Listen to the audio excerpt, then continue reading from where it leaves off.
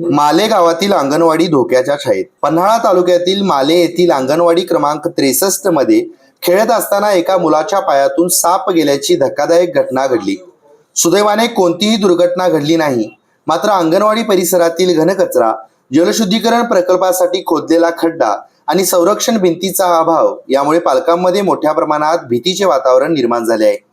अंगणवाडीच्या परिसरात 30हून अधिक विद्यार्थी शिक्षण घेत आहेत. इमारतीच्या चारही बाजूंना घनकचरा साचला असून जलशुद्धीकरण प्रकल्पाचे साहित्यही परिसरात ठेवण्यात आले आहे.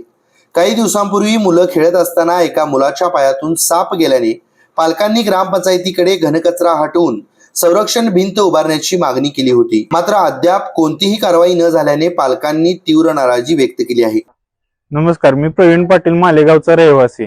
आपल्या गावामध्ये अंगणवाडी क्रमांक 63 म्हणून अंगणवाडी आहे इथे, आणि त्या अंगणवाडीच्या पाठीमागे संरक्षण भिंतीचं काम अजूनपर्यंत पूर्ण केलेलं नाही. आणि त्याच्या मागे ग्रामपंचायतचा जलशुद्धीकरणाचा प्रकल्प चालू आहे.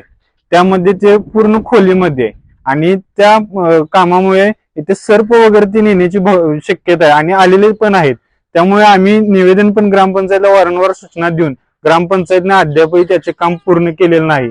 माझी एवढीच इच्छा आहे की ते काम लवकरात लवकर पूर्ण करून घ्यावे आणि मुलांच्या सुरक्षतेचा प्रश्न हा सोडवावा. केके न्यूज साठी कोडोली प्रतिनिधी सनी काळे. प्रत्येक पनीर सारखं नसतं. शुद्धतेची खात्री करूनच योग्य पनीर निवडा.